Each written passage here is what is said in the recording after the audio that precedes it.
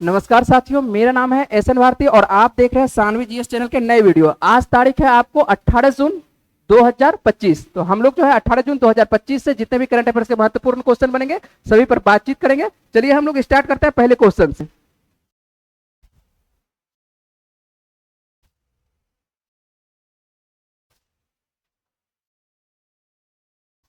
और आज का पहला क्वेश्चन है वर्ल्ड ऑटिस्टिक प्राइड डे, है ना। और ये जो है आपको वर्ल्ड ऑटिस्टिक प्राइड डे जो है प्रतिवर्ष कब मनाया जाता है? तो ये आपको मनाया जाता है 18 जून को मनाया जाता है। ये क्या होता है ऑटिस्टिक, जान रहे हैं आप लोग? देखिए ये बायोलॉजी से संबंधित है, ये है एक बीमारी है, ठीक है। ऑटिज्म आप नाम सुने होंगे कि ऑटिज्म क्या होती है, एक दिमागी डिसऑर्डर है। क्या है ये? दिमागी डिसऑर्डर है जो अधिकतर किसको होता है? ये बच्चों में देखने को मिलता है। किसको होता है? तो ये बच्चों में देखने को मिलता है। और इससे जो पीड़ित बच्चे होते हैं वो कह सकते हैं कि आपको जो दिखाई पड़ता है वो घुलने मिलने में जो है सामाजिक तौर पर जल्दी से नहीं मिल पाते हैं। यदि बच्चे आपको आसपास में सामाजिक तौर पर दिखाई पड़ेगा, वो आप उसके यहाँ पास गए बच्चे से मिलने के लिए, तो वो क्या हो जाता है, दूर भागेगा आपसे, ठीक है। तो ऐसा बच्चा है मिलने से क्या होता है, कतराता है, ठीक है।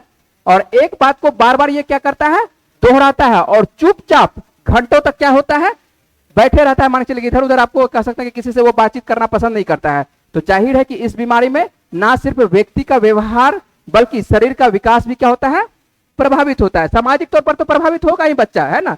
यदि आप बच्चे को छोड़ देते हैं, किसी से आप बातचीत नहीं करने देते हैं, तो आपका बच्चा क्या हो जाएगा, उससे प्रभावित हो जाएगा। तो बच्चे को सभी से मिलने उलने देना चाहिए, है ना, जिससे बच्चे का मानसिक क्या हो सकता है, विकास होगा। और कह सकते हैं कि ऑटिस्टिक जो प्राइड डे है, ये इसकी मनाने की शुरुआत कहां से होती है? इसकी मनाने की शुरुआत आपको होती है कहां से? ब्राजील से। और कब से ये मनाया जाता है प्रतिवर्ष? तो ये 2005 से जो कह सकते हैं कि प्रतिवर्ष मनाया जाता है। तो आपको याद रहेगा कौन सा दिवस है, वर्ल्ड ऑटिस्टिक प्राइड डे। तो वर्ल्ड ऑटिस्टिक प्राइड डे जो है प्रतिवर्ष कब मनाया जाता है? यह 18 जून को मनाया जाता है। और ये बीमारी आप समझ चुके होंगे, ये किसको बीमारी होती है, बच्चों को खास करके, ठीक है। चलिए आगे हम बातचीत करते हैं, अगला प्रश्न बात कर लेते हैं कि अगला क्या प्रश्न है ना। और हाल ही में किस वरिष्ठ नौकरशाह ने भारत के G20 शेरपा पद से जो है इस्तीफा दे दिया है? किस पद से? तो शेरपा के पद से। तो शेरपा के पद से कह सकते हैं कि G20 शेरपा के पद से इस्तीफा दिया है कौन? अमिताभ कांत। अमिताभ कांत आप लोग नाम सुने होंगे। तो अमिताभ कांत जो है हाल ही में जो है इनको बनाया गया था, G20 शेरपा बनाया गया था, ठीक है। जो कह सकता है कि अपने पद से क्या करते हैं, इस्तीफा दे देते हैं। और ये नाम जो ले रहे हैं अमिताभ कांत का, तो अमिताभ कांत के बारे में आपको जानकारी होनी चाहिए कि ये 1980 बैच के केरल कैडर के क्या है, ये आईएएस अधिकारी है। और 2022 में जो है इनको G20 शेरपा बनाया गया था। और ये जो कह सकता है कि सीधी सी बात है, ये अपने पद से क्या करते हैं, इस्तीफा दे देते हैं। तो 2020 से लेकर आपको 2022 से लेकर कह सकते हैं कि आपको लगभग 25 तक के लिए इनको बनाया गया था। लेकिन ये अपने पद से 25 वैसे हो ही चुका है, लेकिन 25 अंतिम तक था, ठीक है। तो अंतिम तक था, लेकिन उससे पहले ही ये क्या करते हैं, अपने पद से इस्तीफा दे देते हैं, ठीक है। तो आपको याद रखना है सीधा, ये जो आपको दिखाई पड़ रहा है यही है अमिताभ कांत, है ना। आप इनको देखे होंगे, किसमें देखे होंगे, इनका उपाध्यक्ष आप नीति आयोग का नाम सुने थे, है ना। तो वहां पर भी आप इनको देखे होंगे, है ना।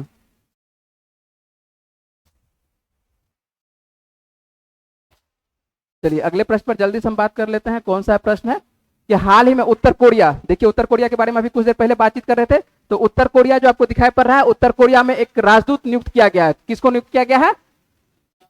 अलियावती लोंगकुमेर को, ठीक है। क्या नाम है? अलियावती लोंगकुमेर। ये लड़का है या लड़की है? क्या नाम लग रहा है? लड़की लग रहा है चलिए ये लड़का है ना।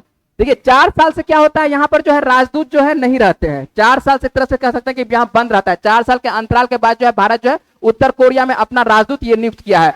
विदेश मंत्रालय ने जो है भारतीय विदेश सेवा के कह सकते हैं कि 2008 बैच के आलियावती लोंगकुमेर को जो है उत्तर कोरिया का भारतीय राजदूत नियुक्त किया है। और भारत जो है कह सकते हैं कि जुलाई 2021 में उत्तर कोरिया की जो राजधानी है प्योंगयांग, अपना राजदूत क्या कर दिया था, यहाँ पर बंद कर दिया था। तो एक तरह से जो अपना यहाँ दूतावास कर सकता है, यहाँ पर जो दूतावास है क्या कर दिया था, बंद कर दिया था। तो 2021 में आपको समझ में आ रहा है कि 2021 में एक बीमारी फैली हुई थी देश विदेश में। कौन सी बीमारी है ना? कोविड। और कोविड के दौरान ही जो है यहाँ पर कह सकते हैं कि उत्तर कोरिया, आपको पता है कि पूरी तरह से यहाँ पर तानाशाह शासन चलती है, तो एक तरह से बैन कर दिया गया था। तो सभी को यहाँ से भगा दिया गया था। तो भारत सरकार भी एक तरह से यहाँ अपना दूतावास क्या कर देता है, बंद करता है। लेकिन फिर से जो है बहाल कर दिया दूतावास को। क्या कर सकता है कि 2024 में वैसे ओपन करता है। कब करता है ओपन? 2024 में ओपन करता है। और यहां पर अब जो अगला राजदूत बनेंगे, कौन बनेंगे? आलियावती लोंगकुमेर बनेंगे, है ना।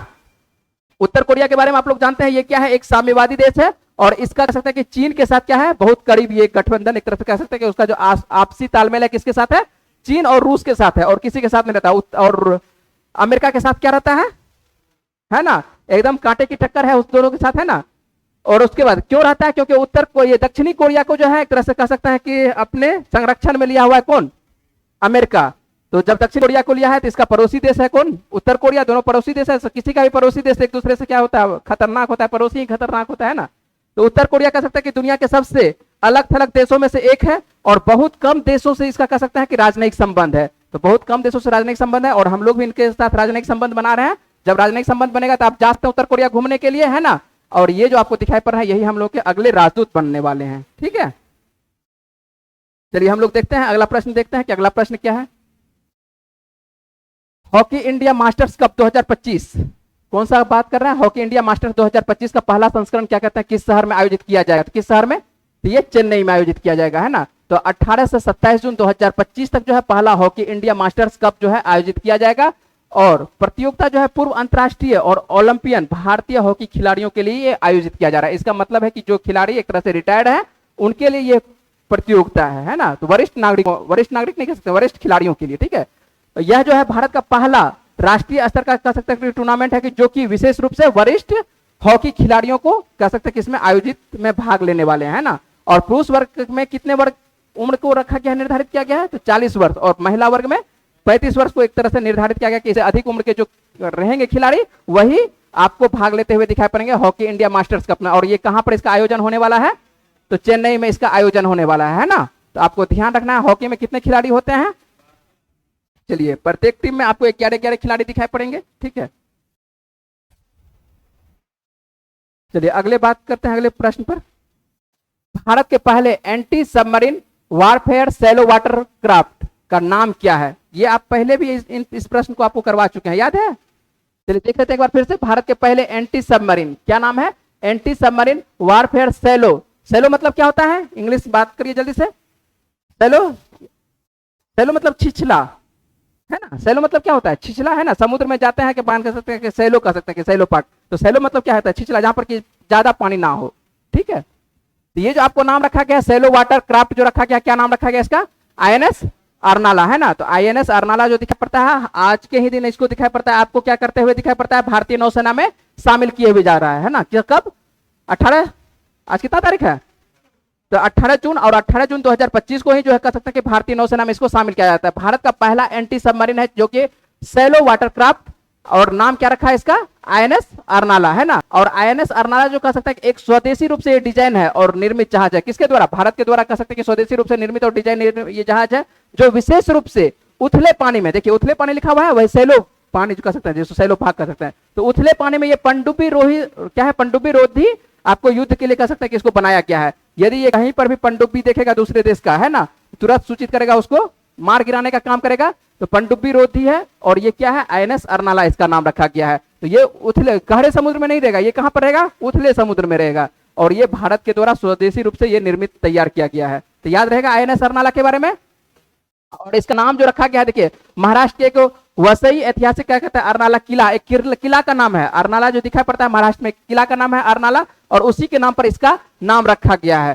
तो ये जो आपको दिखाई पड़ रहा है यही क्या है, आपको सबमरीन, है ना। ये जो आपको दिखाई पड़ता है आईएनएस अर्नाला, और ये नौसेना में शामिल किया जा रहा है, आज के ही दिन शामिल किया जा रहा है। और ये उथले पानी में रहेगा, हल्का पानी में रहेगा, और आसपास में देखेगा कि यदि कोई पनडुब्बी आ रहा है दूसरे का, ठीक है, उसको मार गिराने का काम करेगा। चलिए अगले प्रश्न पर जल्दी से बात कर लेते हैं। हाल ही में किस राज्य के स्कूलों में तीसरी भाषा के रूप में हिंदी अनिवार्य कर दी गई है।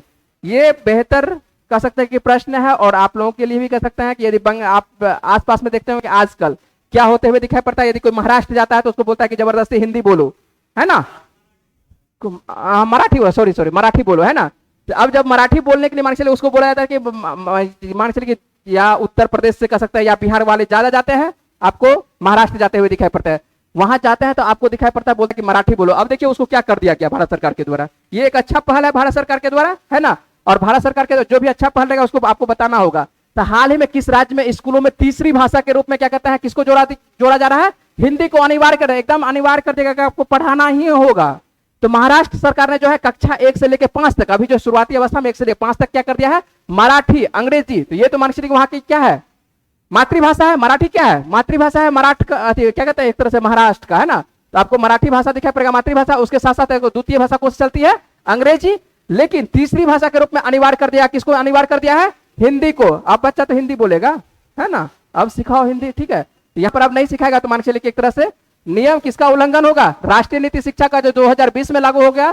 तो आपको इसके तहत कह सकते हैं कि महाराष्ट्र में तीसरी भाषा जो है फार्मूला लागू कर दिया गया। यदि आप नहीं पढ़ाइएगा तो किसके अंतर्गत आ जाते हैं, तो राष्ट्रीय शिक्षा नीति 2020 का आप क्या करते हुए देख पाइएगा, उल्लंघन। तो मान के चलिए कि इस पे केस हो सकता है, राज्य पर केस हो सकता है, लेकिन राज्य पर केस नहीं होगा, क्योंकि वहां पर भी अभी वर्तमान दौर में किसकी सरकार है, बीजेपी की सरकार दिखाई पड़ती है ना। और आपको क्या कहते हैं, यहाँ पर भी किसकी, केंद्र में भी आपको बीजेपी की सरकार, इसलिए जो केंद्र वाला बोलेगा तो वो तो सुनना ही पड़ेगा उसको, ठीक है। वैसे भी सुनना पड़ेगा, कोई भी राज्य रहता तो सुनना ही, कोई भी किसी की भी सरकार रहती तो सुनना पड़ता, ठीक है। आपको जो दिखाई पड़ता है, महाराष्ट्र की राजधानी क्या है, मुंबई। वर्तमान मुख्यमंत्री देवेंद्र फडणवीस है और राज्यपाल कौन है, सीपी राधाकृष्णन है। और लोकसभा की कितनी सीटें हैं महाराष्ट्र से, 48 सीटें। और राज्यसभा की कितनी सीटें हैं, 19 सीटें हैं। तो आपको याद रहेगा ऐसा कौन सा राज्य है जहां पर की तीसरी भाषा के रूप में क्या कहते हैं, हिंदी को चालू किया गया है, कौन सा राज्य, महाराष्ट्र में, है ना। तो बच्चा को जो है कितने कक्षा तक लागू किया गया, शुरुआती कितने, 1 to 5, है ना। तो 1 to 5 के जो बच्चे, छोटे छोटे जो बच्चे रहेंगे, अब इसको जो है अनिवार्य रूप से शिक्षा देना पड़ेगा, आपको तीसरी भाषा के रूप में हिंदी पढ़ाना पड़ेगा। और वहां की आप जो आम पब्लिक है उसको बोल रहा है कि मान के लिए जबरदस्ती थोपा जा रहा है हम लोगों पर, कोई बात नहीं, सभी राज्य पर थोपा जाएगा, ठीक है। तमिलनाडु पर भी कुछ दिनों में थोपा जाएगा, ठीक है, टेंशन नहीं लेना है। आइए नेक्स्ट क्वेश्चन पढ़ते हैं, अगला प्रश्न पढ़ते हैं, क्या है, हाल ही में क्या कहते हैं, कौन आईसीसी महिला बल्लेबाजी रैंकिंग में क्या कहते हैं, शीर्ष पर पहुंची है, कौन, ज्यादा कुछ नहीं लिखे हैं, आपको सीधा याद रखना है किसके बारे में, स्मृति मंधाना के बारे में। तो और स्मृति मंधाना हम लोग क्या क्या कहते हैं, देख सकते हैं कि ओपनर बल्लेबाज है ना।